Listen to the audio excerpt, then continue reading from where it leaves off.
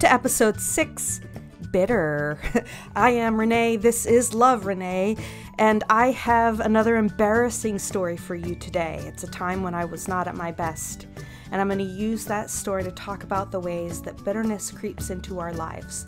Stay tuned for that, and then, friends, what big news. We have an original poem from the one and only Susan Getty. Susan is an author, painter, poet, former neighbor of mine, person who introduced me to the animated classic Bambi. Susan is a really great friend, and I feel so fortunate to be able to share this original poem with you. Susan reflects on the last episode, Everybody, and she wrote a poem to share with us about that and what she was thinking in that regard. So please stay tuned for that. As a reminder, you can be in touch with me at loverenepodcast@gmail.com with anything you'd like to share in a future episode. Maybe you have a story, a poem, an idea, a concept, an image that's stuck in your mind and you want to get it out and share it with people. Let me know. I'd love to share that. And one last thing. I'll be leading a renewal retreat in Mechanicsburg, Pennsylvania on May 2nd. So check out my Facebook page or Twitter for more details. Consider joining us. Maybe you feel a little worn out, a little disillusioned, or on the edge of burnout. Take a day for yourself and your well-being. It is free. So why not? That's May 2nd in Mechanicsburg, Pennsylvania. Feel free to contact me with questions and check out Facebook for more details. Without any more delay, here's the rest of the episode.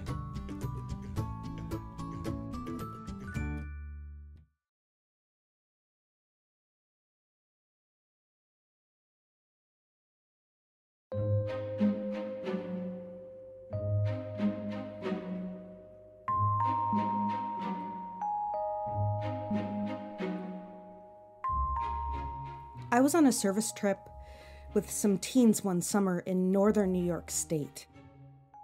And the group that organized the week asked each church attending to help cook a meal throughout that week. One morning, we all arrived in the dining hall to a classic service trip breakfast. Scrambled eggs, toast, fruit, cereal. Only there was something wrong with the eggs. I am not a morning person. I'm never at my best when the sun just came up. And as I set my tray down on the table, I should have noticed that there were plates still full of eggs all around me. One bite of the eggs, and there was an awful acrid flavor. These weren't slightly burnt eggs.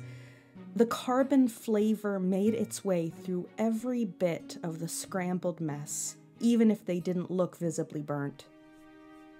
Later that day, on our work site, we were sitting around eating lunch. The work teams were mixed with students and leaders from each church represented, and I thought this would be a great time to talk about the eggs from breakfast. Open mouth, insert foot. Now that tastes far worse than burnt scrambled eggs. "How about those awful eggs this morning, right?" I said. And a young woman from another church that I didn't know well looked up from her classic service trip lunch, ham sandwich, carrot slivers, small bag of chips and an apple, and said, "I made those eggs." Gulp. My internal monologue started. "Way to make fun of a teenage girl, Renee.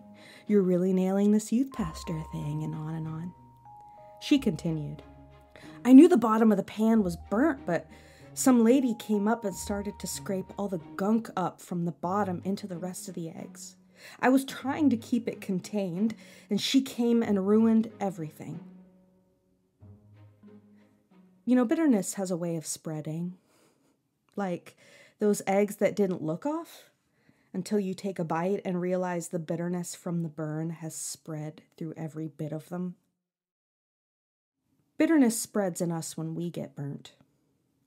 When we're wronged or an injustice is done, we can take that bitter feeling and bury it, but we'll only spoil the whole. You know, that flavor has a way of changing everything, of peeking its head out at a strange and inconvenient moment. I think there's bitterness in me. Maybe there's bitterness in you too. I'm doing everything I can to dig it out, to attend to it so it doesn't show up in all the wrong places, at work, in my relationship with family and friends. There's something about bitterness that's tied to memory. Have you noticed that the most bitter people are the ones that retell the story of being wronged with no redeeming turn over and over again? Sometimes we tell the story to others. Sometimes we tell it to ourselves in our head. I do this. I find myself at all the wrong times thinking about it. Like when I lay my head on my pillow at night, the story comes back and replays like a movie. All the things I should have said or done. I've decided to turn that movie off, to scrape the burn out so it doesn't spoil the whole, to not let my story leave a bitter taste in my mouth. I'd rather sweet saturate all I do, and that's what I'm working towards. Love, Renee.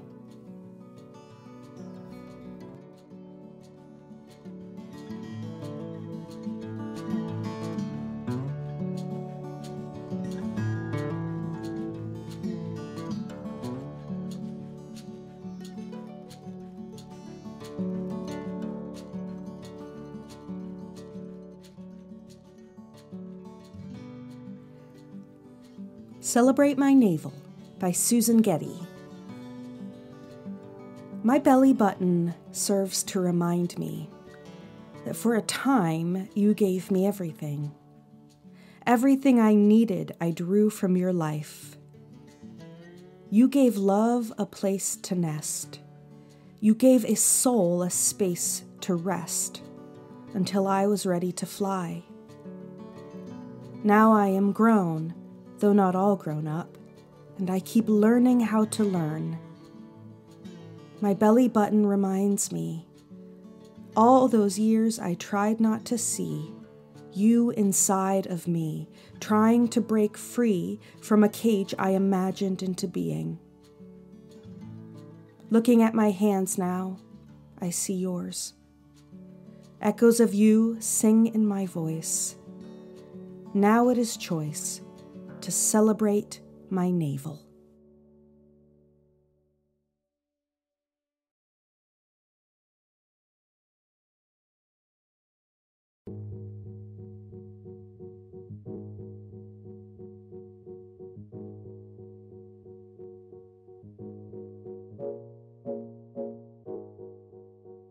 Now it's time to hear from you. As always, feel free to be in contact with me at loverenepodcast@gmail.com.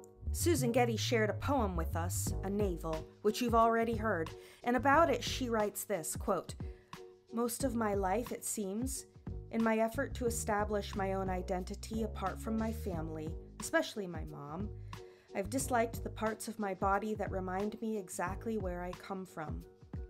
But the recent podcast got me thinking again about a time in my history when I felt really comfortable with the genetic connection I share with my family. I wrote this poem," end quote. Thank you, Susan, for sharing with all of us. I mean, there's so much about our families that we try to run from without realizing that the thing that is running away is the reminder of who we are and who we come from, our bodies. It's such a mixed bag of love and pain, strength and failure. All of us trying our hardest to reconcile. I'll post in the episode notes ways that you can check out more from Susan. I have a painting of hers that hangs above my bed that I'm especially fond of, but I'm more fond of her and her family. They've been really wonderful in my life. Let me know what stuck out to you about this episode. I look forward to hearing more in the future. That's all for today. Thanks for listening.